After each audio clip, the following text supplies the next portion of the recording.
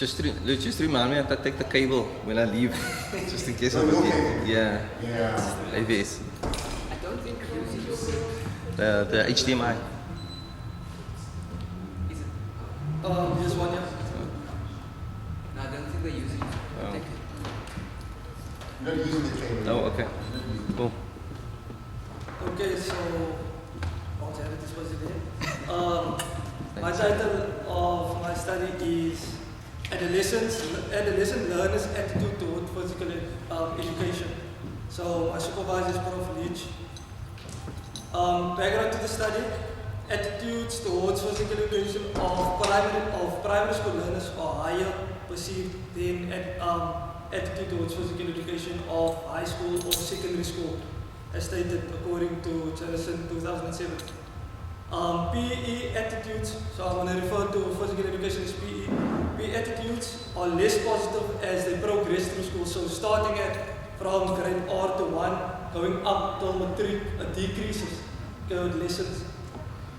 Secondary school phase is a critical phase or critical stage of adolescence where students start crystallizing and consolidating. So they make clear of their thoughts and their actions. So they also call it the stormy phase. In psychology, there's a term, the stormy phase. Okay, so if you want more information on that, you can search the stormy phase. Okay, physical education supports and develops physiological attributes. So your quality of life decreases various chronic diseases and also looks at the long-term physical activity participation. So if you are going to participate as an adult, basically, that's what it's saying.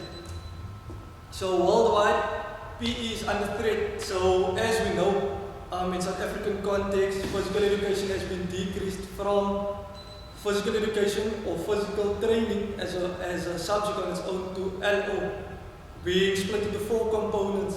And physical education is one part of 4 components. That means it only gets 25%. That means the time is also lessened per week. Okay, that's curriculum cut.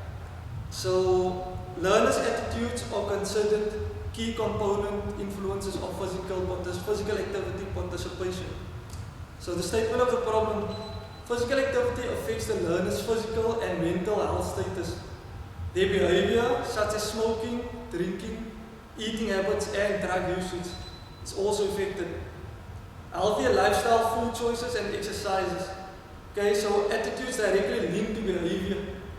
So attitudes towards physical education affects the attitude that you are going to participate in physical education and your physical activity participation outside of school.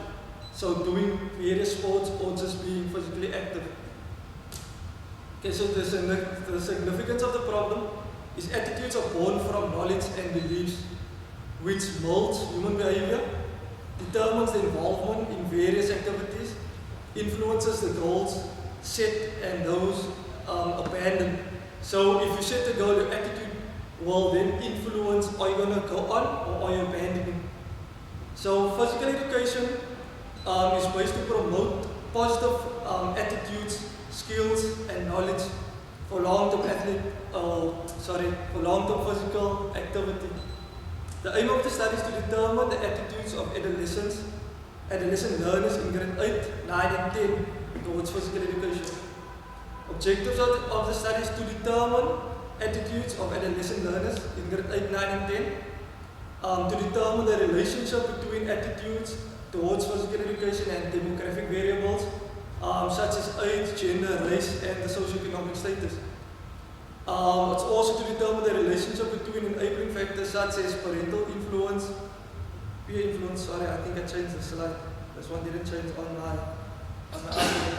That's the error in the last one. It's been updated. Okay, so the hypothesis of the study is that adolescent learners have overwhelming negative attitudes towards physical education, irrespective of their age, gender, race or socioeconomic status. The delimitations will be the inclusion criteria. Learners must be registered at the school. And then learners between the ages of 13 and 16. They must be between 13 and 16, sorry. And then the exclusion criteria, learners who are not registered. So if they are at the school and not registered currently, they won't be participating, and learners who are younger than 13 or older than 16 will also be excluded. Okay, I'm just going to jump through the literature reviews. Okay, research methods. Okay, so the research design, quantitative, cross-sectional and descriptive design. Okay, the participants and recruitment.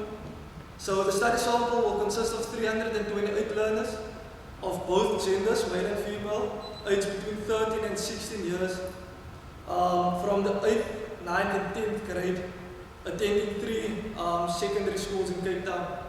Okay, so that's just the formula of how I got to my sample size.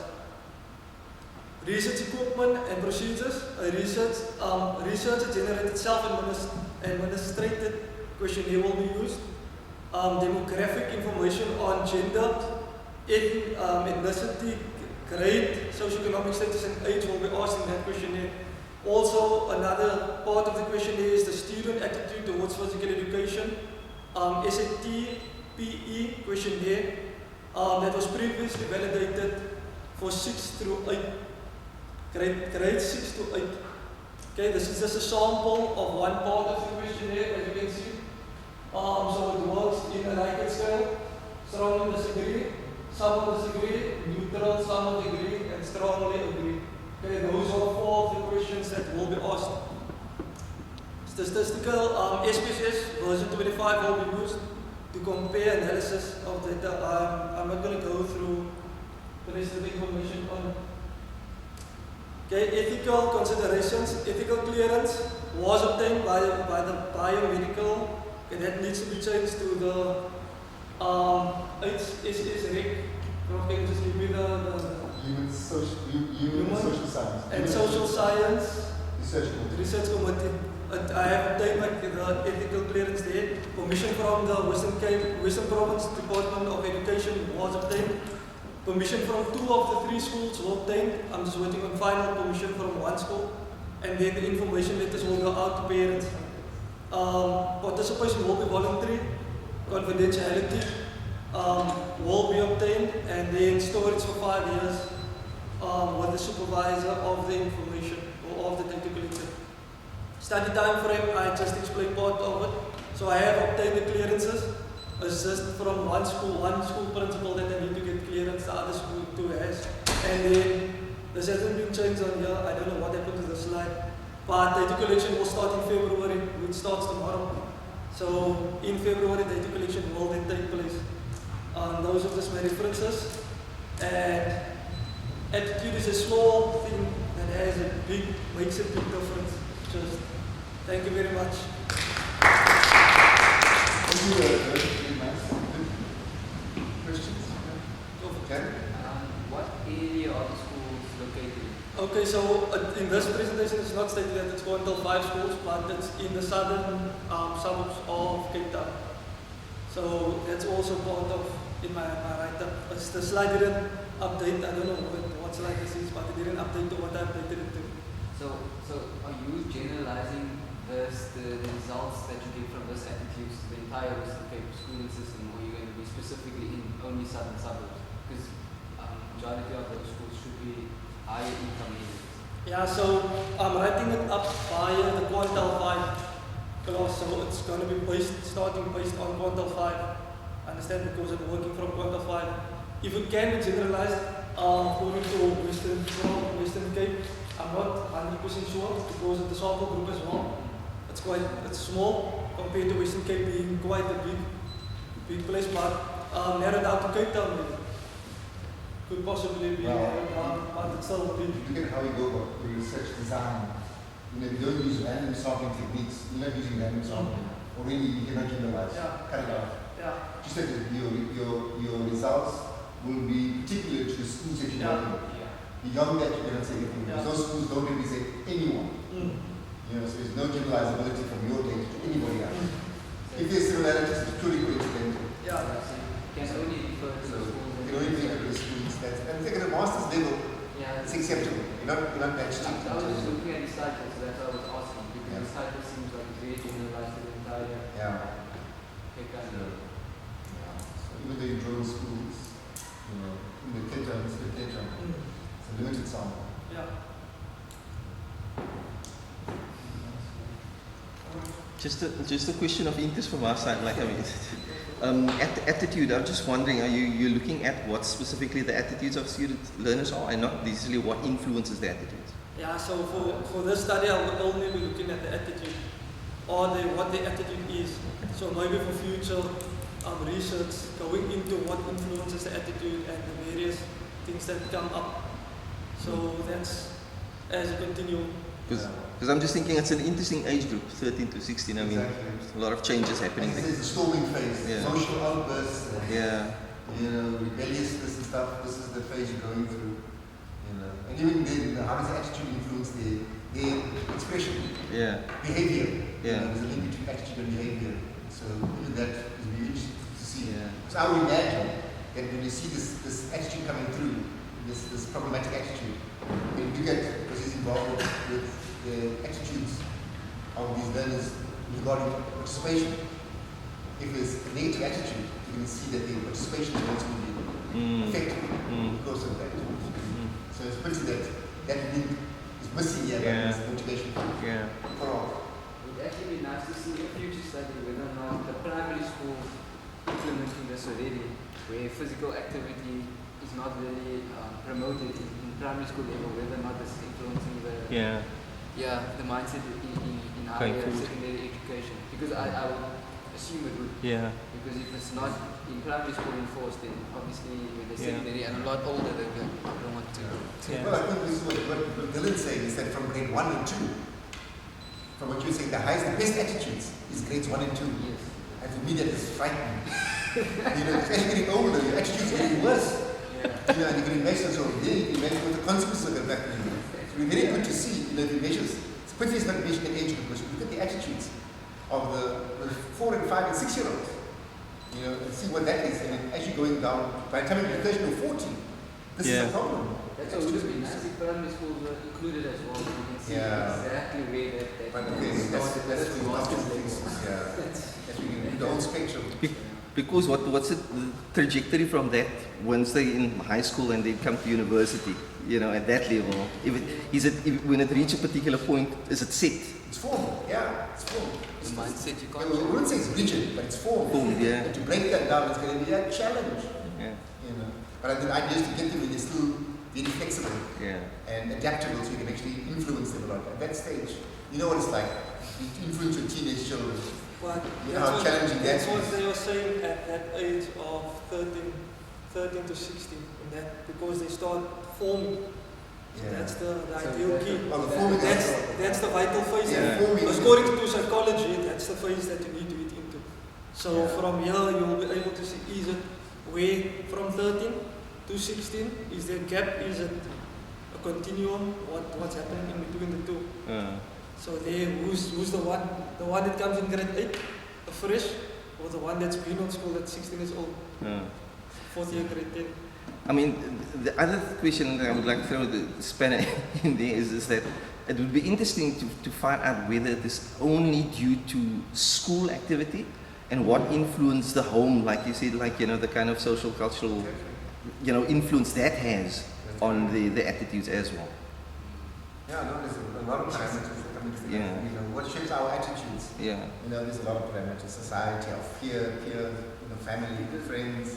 I know in the southern suburbs, the schools are a lot more rigid and the students are a lot more adherent to school Policy. policies and Mm. rules and rules, whereas in the lower income, they're a lot more rebellious. So you'll probably find a lot more That positive in the southern suburbs. what's in what I'm working with isn't quantified, isn't necessarily say the high income area. So that's why I have the socio-demographic factor in it, so that you can see in one school, the schools that I have, the quantified schools, you get different.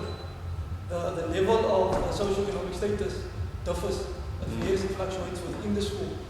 So if, oh God willing, the sample comes out with a nice fluctuation, then we can see, okay, 20, 30 kids, high income, low income, so there is a scale. So it's like wine, 100 boys and 100 girls. Where there's a lot of Yeah. So Wyman goes and goes with quantal 6. So just below quantal 6 would be the other schools, quantal 5 schools. Yeah. So yeah, so that's what Okay, moving on. Good discussion. The last presentation by Sina. Will you continue? Good afternoon, everyone. As Prophet said, my name is Sina Ulerokana, and my research topic is an investigation of health, knowledge, and health behaviors among undergraduate students in the Faculty of Community and Health Science at the University of Wisconsin. So the background of my study, the leading causes of mortality and morbidity among the young people can be traced to several preventable health risk behaviors that are often initiated during youth and may extend into adulthood. College is a critical time where students are more prone to engage in risky behaviors known to negatively affect their well-being, such as physical inactivity, stress, poor dietary habits,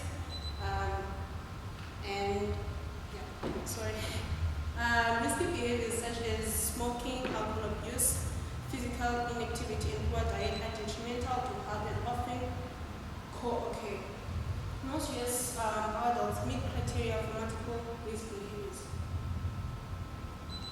So the statement of the problem, in this study, the health knowledge and health risk behaviors of undergraduate students in the Faculty of Community Health Science at the University of the Western Cape will be investigated.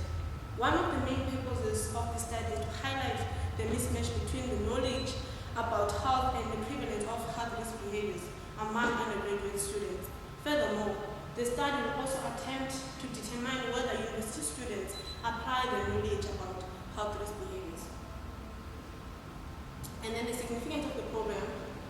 The significance of the study is to understand how a lack in health knowledge and health risk behaviors negatively impact the future of health of students, especially at undergraduate level, and the long-term health implications. The study will also contribute to the health awareness and the knowledge of health risk behaviors among university students.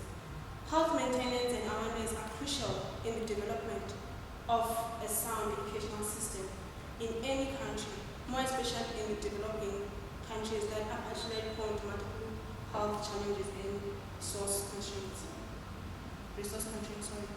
So the aim of my study is to investigate the health knowledge and health risk behaviors among undergraduate students in the Faculty of Community Health Science at the University of the Western Cape. The objectives of my study is to investigate the health knowledge of the students in the Faculty of Community and Health Science, to determine the prevalence of health risk behaviors among students in the Faculty of Community Health Sciences, to determine the relationship between health knowledge and health risk behaviors among students in the Faculty of Community Health and Health Sciences, to also determine the relationship between social demographic factors, health knowledge, and health risk behaviors among these students. So the hypothesis of this study, I've hypothesized that health science students have clear knowledge of health risk behaviors, and also there will be high prevalence of health risk behaviors among health science students. The inclusion criteria: participants must be full-time students registered in the Faculty of Community Health Science. Exclusion criteria: students from other faculties will be excluded from the study, and students who refuse to sign the informed consent will be excluded from the study. Then the literature review, just a bit of what I've observed is that in a study by prt11, they said that a primary question addressed by present research is whether an online intervention to help bring the transition from school to university and produce significant changes in the health behavior, that is food and vegetable intake, physical activity, alcohol consumption, and smoking of young people. The result of the study provided further data on the effectiveness of theory-based online health behavior interventions and their potential to impact on long-term and health outcomes. Go to the method somewhere in the Okay. So the research methods: study design is going to be a quantitative cross-sectional study. design. Students will be recruited via emails and word of mouth. And then in terms of the sample size, I do not have it here on my slides right now because I'm still in research of knowing how many students do we have in the Faculty of Community Health Science. I have inquired with the faculty and said I must send a formal email to request that. Also, the research instrument, the instrument that will be administered in the study will be a previously validated questionnaire on health knowledge and health risk behaviors in university students. The questionnaire will also be reliable. The student will complete the questionnaire voluntarily via Google Forms. And then continuing the method, statistical analysis, descriptive statistics will be used to summarize and describe the data using frequencies and percentages. So the limitations of the study. The data that will be obtained from the health risk behavior survey is subjective. That means it will not be clear whether the students are providing the true and valid information. And then ethical considerations. Permission to conduct the study will be obtained from the Biomedical Research Ethics Committee of the University of the Western Cape. Before participants can be included in the study, they will be given information about the study. If they agree to be part of the study, then they will have to click, since the research is going to be an online questionnaire, then we have to click on the consent form button on the first page before they are permitted to proceed to the rest of the questionnaire. The participants will be informed that they may withdraw from the study at any time within period. The data in the study will be stored in the office of the supervisor in order to ensure security.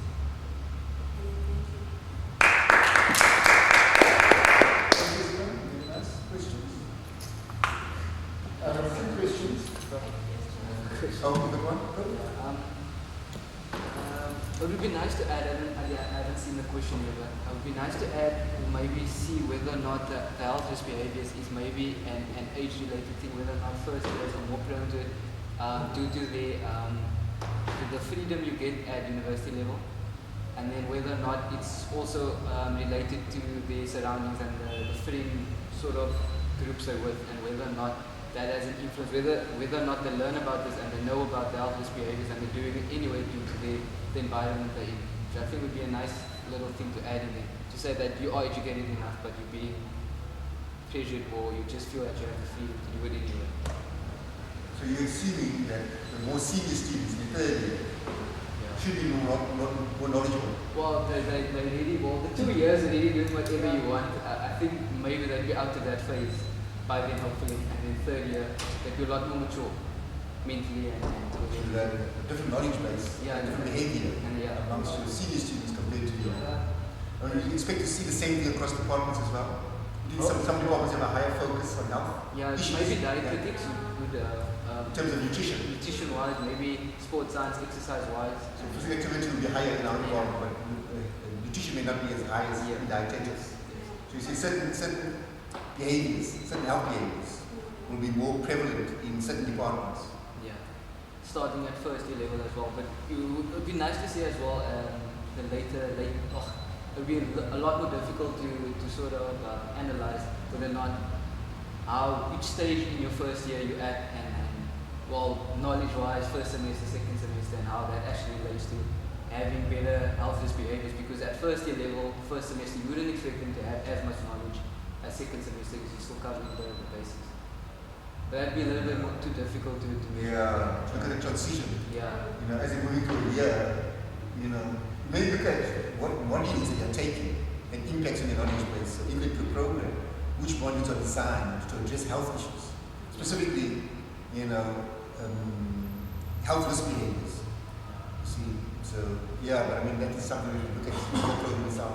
Maybe you find that even though you go back to your hypothesis in your study, you look at that, you're saying that there's clear knowledge, what that really means. You say the students have a clear knowledge about health, but their behaviors. So you are saying even though clear knowledge means that they've got a sound knowledge on health, but they're not behaving in a appropriate manner that reflects someone with a sound knowledge. So you'd have to only pick that up in maybe late second, third year then. to say they have sound knowledge of health risk behaviors. It's possible, we don't know that yet. You know, which Yeah, level it comes out, you know. So if you were tracking them, then you can see, because maybe depending on the student, and not so much on the year level as it is on the student. So some students then may have this threshold of change from engaging in health behaviors, not at the year level, but on their own personal development. Yeah, that's what So I was. we don't know That's what I was saying. where it lies, whether it's within the person or whether it's within the program that they'll have this change of knowledge as well as behavior. So for me, that was the one thing. It's around the hypothesis that we need to look at. You know, you say clear knowledge, but you're not telling us what clear knowledge means. You know, if you're saying that the students will be more knowledgeable, you know, and will have less doubtless behaviors. And then your instrument quality, and you must still look at what instruments you're going to be using. Have those instruments, the questionnaire, has it been used by other researchers and shown to be a good quality instrument so that you can use the same instrument in your study. So, and then, I mean, I don't see any stats analysis, you know, what kind of tests you're going to be doing to make your comparisons. I think is it go next? Go back. That's, it's only descriptive, but I mean, remember you're looking at the relationship between demographic variables and health behaviors, link between demographic variables and knowledge. So these are correlational tests, but you're not bringing it up in the stats. So it's not just descriptive, it's also probability testing that you've been doing. But for ethics, I won't be happy with that. Yeah, so I mean, it's still in the early stages. Yeah. It's already started a master's now. Also add to that, the next 2 using months. HPS is The package. Okay. Yeah, what that's the package? Just add to that. Don't forget that out. Because can I say something on the hypothesis? You using community health science, and then you just jump to health. Yeah. So you need to keep it consistent. Community health science. Yeah. Because now if you go up to your hypothesis, you will see you speaking about the health students, health science students. Now it's singular health science There's no health science students. There's no health science students. Because they may not be part of the community. So you're talking about the faculty students. See, rather than talking about science. But nice study. And now coming back to the previous study, yours and attitudes, you would wonder what would be these students' attitudes. Are they knowledgeable? How are they behaving? But what they've learned in physical education. That's it, yeah. And if you look at the Australian curriculum on physical education, they actually teach you health in their curriculums. The Australian curriculums and the state's curriculum, they teach you on health in school. That's right. Yeah. Where by us they just look it up. I mean, it's interesting, right? Because I was just thinking similar to what I asked him about, you know, what's the link between the motivation for them actually studying the particular, because obviously that will influence the behavior. And it's actually also, I mean, if one tracks it and takes it back to third year level, it's really actually also a commentary, or it would be a commentary on teaching. Because if our teaching is not transformative and changing behavior, you know, then it really raises the question of, are we just sharing facts that doesn't impact and change people's behavior? Another thing I just thought of, then because first years are not all 18, there's some first years that are 25, 26, 27, maybe seeing if age then has a factor to play in that health risk behaviors as well, which could be quite nice to know. But I believe that the health, like the way a person lives, like for instance, the lifestyle of a person, I think it's personal. It depends on the person, what they decide to do. For instance, the reason I said, I will rephrase my hypothesis. The reason I said that, it's just an assumption that when you're in a health science, like faculty or department, community health science, then you get taught on how to live healthier and stuff. But it's up to the person to decide whether they want to live healthier or not. But obviously when we observe around campus, we can see that the majority of students, they live careless lives, they don't really take care of themselves. That's why I hypothesize that there will be high prevalence of health risk behaviors among the health science students. Because yes, you may have the knowledge, but are you applying the knowledge? We have a lot of people that are, teaching health-related modules, they're obese, they have this, they have that, they have that. But they know all these things, you know. So knowledge can be power. Knowledge is not power, they say. So that's why I just emphasize. Very interesting. Nice. Thank you very much. Congrats.